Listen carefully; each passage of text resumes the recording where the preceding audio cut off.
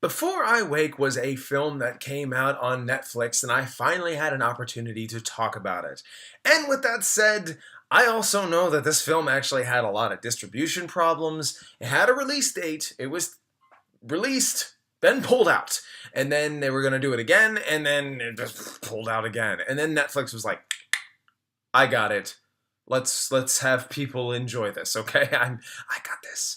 So all in all, I got a chance to see it because it came out January 5th. This is a little late to talk about it since its release date of the Netflix release, should I say.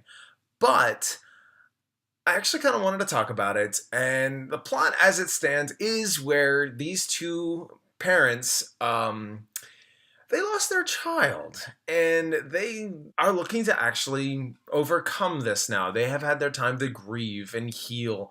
Yet, of course, they're like, we feel ready, but we're still kind of like, there's a lot of residue left with our child who we've lost, but we'd like to foster. And so they foster this kid, Cody, who's not the average child. And that's pretty much all I'm going to say when it comes to it. Like, okay, so what I will say is that Cody has a remarkable gift. When he falls asleep, his dreams manifest. And that is actually like the coolest thing ever when it comes to a kid and powers. The downside for him is when he's dreaming, it's beautiful. When he has a nightmare, it's freaking terrifying. And for him, he actually doesn't like it, so he tries to stay awake, and that causes some problems for him.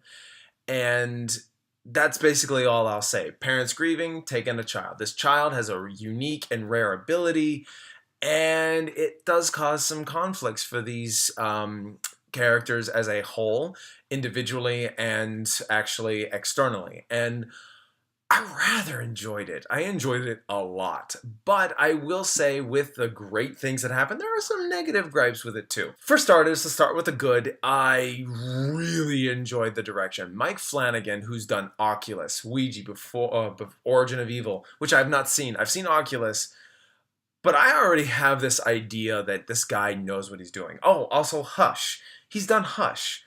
I love those films. He's so great at constructing a thriller or a suspense-driven story, even horror for that matter, where he knows what he's doing. And I love that about him. He really makes some great horror films. Say what you will about Oculus. I know there were some people who didn't like it. I myself really enjoyed it. Here with Before I Wake, this is a kind of one of the more underrated pictures that he's made, that he still has everything full blast. He tells a story excellently. He has characters that aren't annoying and that don't take precedence over the story. However, it will come down to Kate Bosworth's character, which she does a few things that are a little shady. When Cody shows up and starts saying, hey, look what I can do, she kind of goes, I kind of want to use this. I know it's bad. I kind of want to use this, though. And then you have Thomas Jane, who I hate to say this, but he just looks so awkward with the long hair and the hey, I'm the cool dad. Look at me. I'm really grounded. I'm down to earth. I'm here, and I'm the voice of reason, but I'm not really saying much until the stuff really hits the fan. But I really enjoyed these characters for the most part. Cody, played by Jacob Tremblay, I think. Wow. This kid is so precious. He is so wonderful and really, really sweet. He isn't a dislikable character. He's just a kid who doesn't care for his ability because he knows what it can do when the bad stuff happens, and he's afraid the bad stuff's going to happen because he's had a very tragic past. So you have two tragic entities coming together to try and make something beautiful, and that's what you end up getting, a beautiful movie.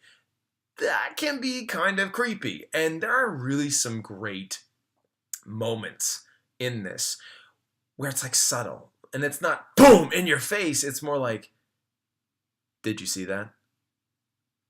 Yeah, that just happened. And if you're not paying attention, you do miss it, but those scares don't exactly just happen once, they happen again with more intensity. And once the intensity really comes, it's normally towards the end that's when it really happens. But it rather surprised me on how things went. But it does lead me to some disappointments, and that is mainly the ending. I can't really get into it, but I will say when some characters are taken, when some characters actually have a lot to say in the matter, they kind of just go, oh, okay, that's fine. And then the other characters that I've mentioned previously, they're just gone. They're okay, they're fine, you know? And I felt like it was just a cheap write-off, so to speak. And I just didn't like how some of that finale was played out. But it really results into some very beautiful moments. It kind of reminds me of Mama in a way where it really sells some great scares. But then the ending kind of just becomes a beauty fest where, and that's not a bad thing, but it just is like, hey, we're turning into more of an artsy project. We're going to show you some great visuals. We're going to show you some closure-filled moments that I think these characters need. And that's wonderful, but it also kind of takes back the horror stuff that you had seen. But it takes this kid's gift that was wonderful, dreamlike, where his dreams manifest to something horrific, but then they take that horrific side and turn that into something beautiful too. That's wonderful. I like that. But like I said, it really kind of goes, hey, here's a good explanation as to why all this is happening. It was done. Okay, great. But what about those characters, the ones that got involved? What happened to them? Oh, meh. And it's just like, well, shit. Overall, I really just have to say in my last final notes here, Mike Flanagan can direct the hell out of a movie when it comes to horror. He's really great at the thrilling, the suspenseful, tactics, and he's great at the horror elements too. And this all worked. It's just that ending that really killed it for me here. Overall, though, I would have to recommend it. I just really wanted to talk about this. It's not in my traditional fashion of trailer to film.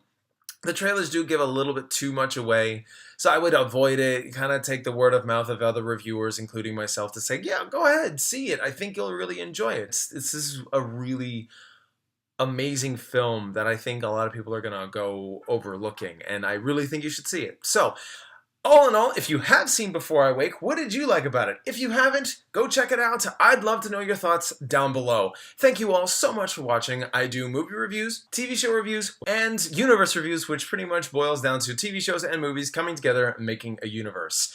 And of course, I will always try my best to watch as many of these things as I can. And I would just love to thank you guys so much for watching. Please subscribe, like, share, and I will definitely give you more videos in the future.